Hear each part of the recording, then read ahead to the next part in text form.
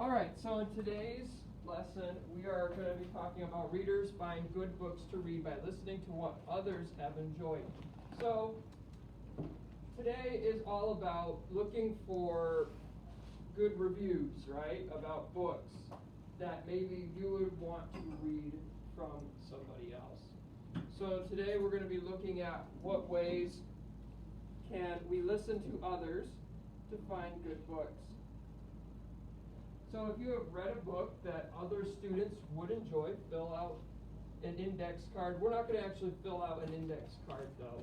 If you know a student who's looking for a book and you know you can recommend a book to them, just go ahead and whisper to them during class or whatever. If you see them standing over by the library for a really long time and maybe you know of a book that you could help them out with, just go over and recommend the book to them. All right, so we're not actually going to fill out a bunch of cards because then we got to find places to store them, and that's a bit much. But when you do tell them about your book, what are you going to have to do? You're going to have to tell them the title of the book and the author's name so they know where the book is, what book to find. You're going to give them a short summary of the book so they kind of know what it's about, right? You're going to identify the genre because they don't want to dig through the entire library to find this book. And then you're going to explain, this is your opinion now, explain why you like the book. So that's pretty important, right? If you're just going to recommend a book to somebody, shouldn't you be able to tell them why you like that book instead of just, here, read this book. I didn't really particularly enjoy it, but maybe you will. That's not really a very good review. That doesn't make me want to read that book, right? You should be able to give me a reason why you actually want me to read that book, because maybe there was something you liked about it. The action is very intense, or the mystery was very difficult to solve. I didn't know who the killer was until the very end. It's that good, something like that would be a reason why you like that book. Okay? And why do we use reviews? Why do we use reviews when we pick books? Marcos?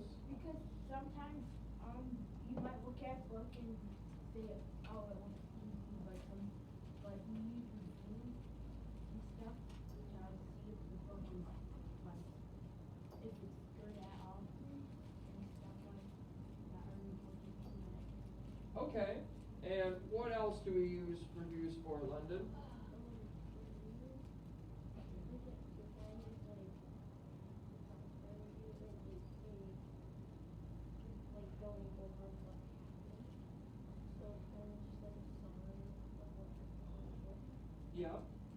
Yeah, so some reviews are going to tell you a summary of the book, and 5-star reviews, so that's a review that's very strong, like they really like that book. What about 1-star reviews? What do you think of those reviews? Are those reviews good as far as, like, obviously they're not good for the book, but are they good for you? Are 1-star reviews helpful to you, or is it just 5-star reviews that are helpful to you? What do you think about 1-star reviews? It depends on what it is. If someone's saying, oh, this book isn't good or something, just because it's not what we expected, then that's different from the book actually being, like, not helpful or useful. Okay, so yeah, some 1-star reviews could just be straight opinion, right? I didn't like this book. Other ones could be giving some sort of reason, like it's just a bad book, and they give a reason why. Brecken? Some, like, maybe in like a book with facts in it and stuff. Like someone could disagree with that and that is disagree with that for the wrong reason. Yeah. Like, it's actually a good book, but they don't like the actual thing what's in it. Okay, so that's a good way of thinking about it too. It could be a good book, but the reader didn't like the book for a particular reason. So, like, for example, the Harry Potter series is a very popular series, okay? And it's got a lot of very good reviews. Does that mean everybody gives it a 5-star? Not necessarily. There are some people that give it 1 star. Does that automatically make the entire series terrible? No. No, it just means that for that particular person, they did not like that book. So, when you're reading through reviews of a book, or even something else, right? If you were going to buy something, like some sort of furniture or a car or something like that, and you're reading reviews about it, is it important? Do you think it's important to see both sides? Or what do you think about that? What do you think of looking at reviews of all different kinds? Amelia? I think when you look at reviews, before you decide if be too judgmental, you should probably look at who has the most good reviews. Whether there are more good reviews or more bad reviews. That's a good way of looking at it. Look at it from an overall perspective, right? Are most of the reviews bad or are most of the reviews good? And what do I think about that? London? You need to listen to the comment, to the comments that they're saying to tell you why it's a good book or why it's a bad book. Yes, I like that. London's saying you should be looking at the whole of their review, right? If it's just a 5-star and they just say, great, is that a helpful review? Not necessarily. Did they enjoy it? Yeah, they enjoyed it, but does that help you figure out if you're going to enjoy it? No. So London is saying you have to read through the evidence. What evidence do they give you to prove their point? If they think it's bad, they shouldn't just say it's bad. They should say it's bad because of this and this and this and this. They should be able to give you evidence to back up their point, right? Daniel? When I download apps that cost money, I usually look at the reviews, and most of the reviews are either like this app is good, but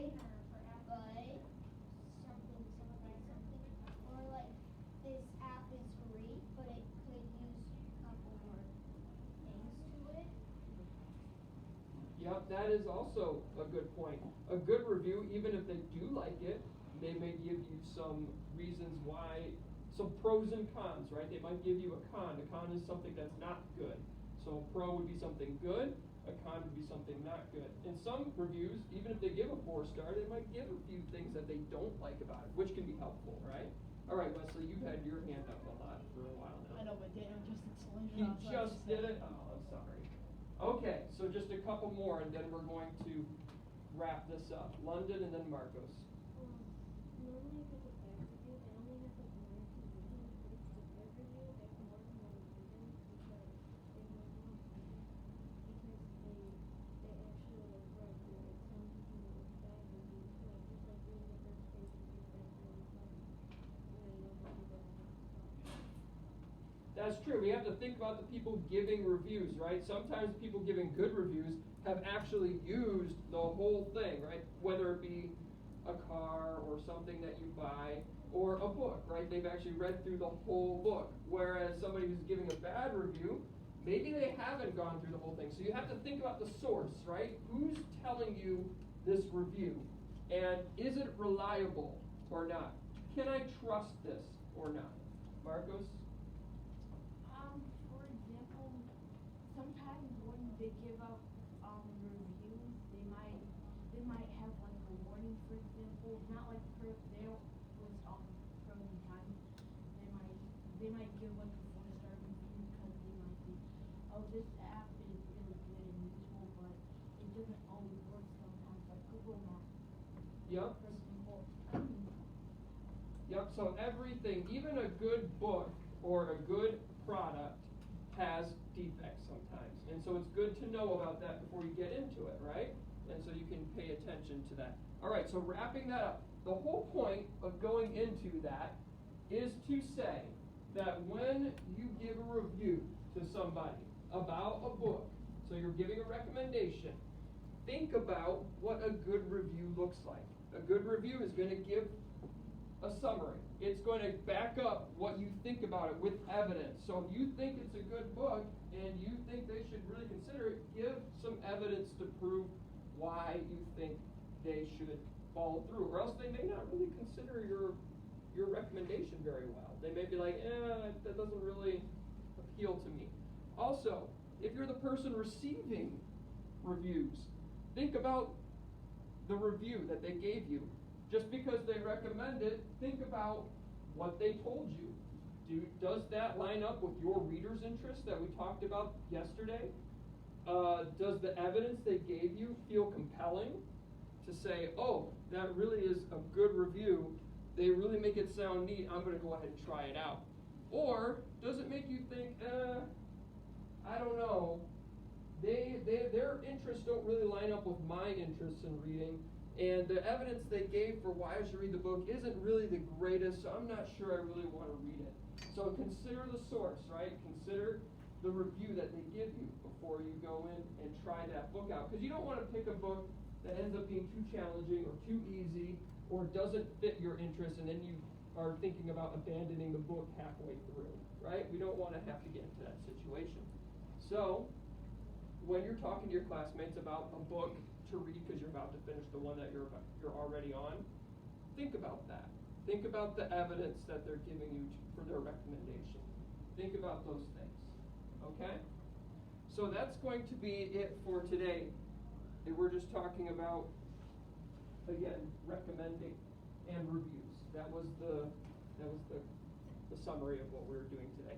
So I'm going to go ahead and pause this video real quick.